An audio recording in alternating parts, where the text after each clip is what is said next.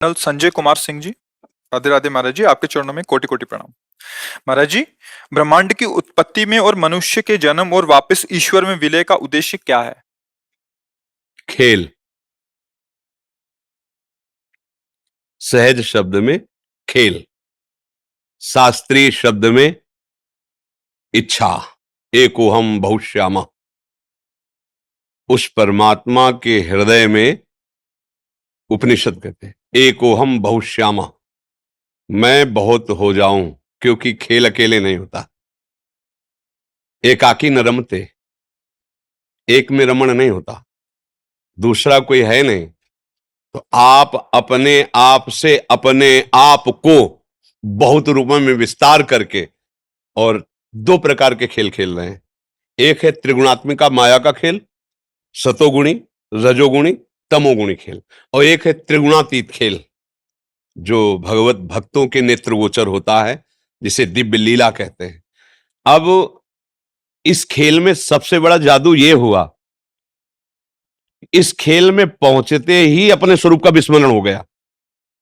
अपने स्वरूप का विस्मरण हो गया, क्योंकि भगवान की इच्छा ही माया है।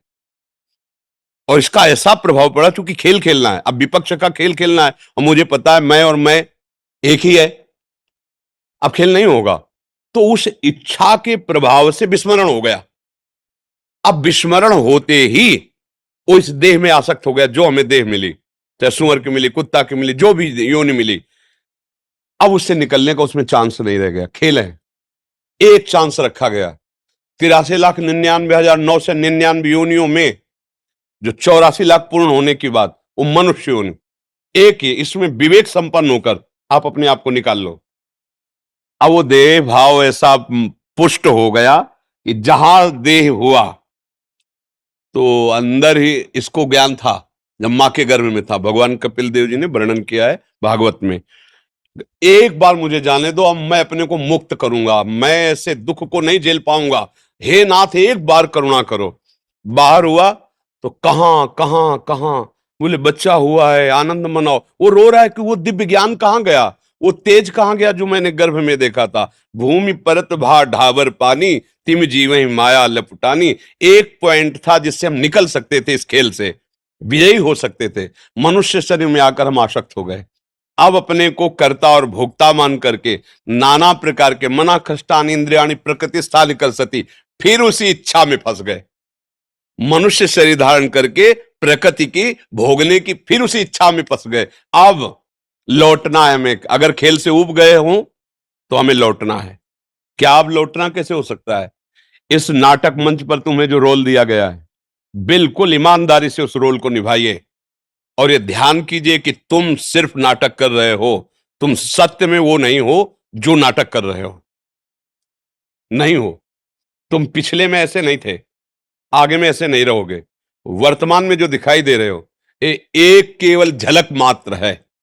ना ये शरीर पूर्व में था, ना ये बाद में रहेगा, भविष्य में नहीं रहेगा। लेकिन तुम पूर्व में भी थे, वर्तमान में भी हो और भविष्य में भी हो। तो तुम कौन हो और ये शरीर कौन हो, इसका दोनों का विभाग। ये मायाकृत शरीर हमको जन्म लेते ही आसक्त कर लिया, मैं। अब हम सत्संग के द्वारा प्राप्त विवेक से इसको हटाते हैं, और जे ही हटाए तो सत्संग जो प्राप्त होता है संतों से, गुरुजनों से, शास्त्र से, गुरुवाणी से प्राप्त होता है। गुरुवाणी अर्थात भगवान के वचन, क्योंकि संतों में जो अवतरित होता है वचन, वो भगवान की ही जुठंत होती है, भगवान के वचन होते हैं। तो भगवान ने ही जनाया ना। किसको जनाया? आपको। क्या? कि तुम कौन हो। तो क्या जान गए? तो जानत तुम्हें हो जाई। समझ गए ना? सोई जानई जेहि देहु जनाई, तो जानत तुम्हें हो। नारद जी ने भक्ति सूत्र में लिखा, तस्मिन तज्जने भेदा अभावात। प्रभु और प्रभु की भक्ति करने वाले भक्त में अभेद हो जाता है, क्योंकि वह भेद था ही। ब्रह्म सूत्रों में ब्रह्मविद ब्रह्मयु भवति, जो ब्रह्म को जान लेता है वो क्या हो जाता है? ब्रह्म हो जाता है। ब्रह्म हो क्या जाता है? वो तो था, है, रहेगा। वो अविनाशी का स्वरूप है। जहां वो अविनाशी भागवत स्वरूप को प्राप्त हुआ, खत्म ये खेल। अब मिट गया। ये खेल है, सिर्फ खेल, गेम है, गेम, बड़ा खतरनाक गेम। एक ही पॉइंट है, निकल सकते हो, केवल मनुष्य शरीर, वो उसमें भी राग रहित होकर के, क्योंकि द्वेष की सत्ता नहीं, राग से ही होता है। जिससे हमारी प्रियता होती है उसी से नफरत हो सकती है, जिससे प्रियता नहीं उससे नफरत हो ही नहीं सकती। अनुकूलता में प्रियता है और प्रतिकूलता में हमारी नफरत प्रकट हो जाती है। तो अनुकूलता को राग कहते, प्रतिकूलता को द्वेष कहते। इन्हीं दोनों के भावों से पूरे संसार का चिंतन निरंतर चलता रहता है। हृदय में देख लो, कोई विषय, कोई व्यक्ति, कोई स्थान, कोई बात जो अनुकूल है उसका चिंतन और शांत भाव करने के लिए इन दोनों का त्याग करना होगा। जहां दोनों का त्याग किया और अपने स्वरूप में आया तो उसे कहते जीवन मुक्त हो गया। जीवन मुक्त क्या हो गया? जो पकड़े था वो छूट गया, खत्म खेल। अब वो अपने स्वरूप में आ गया। एक उपनिषद का महावाक्य है, चारों उपनिषद के 4 महावाक्यों का, तत् त्वम असि, तत् त्वम असि, तुम वही हो। उपनिषद का महावाक्य।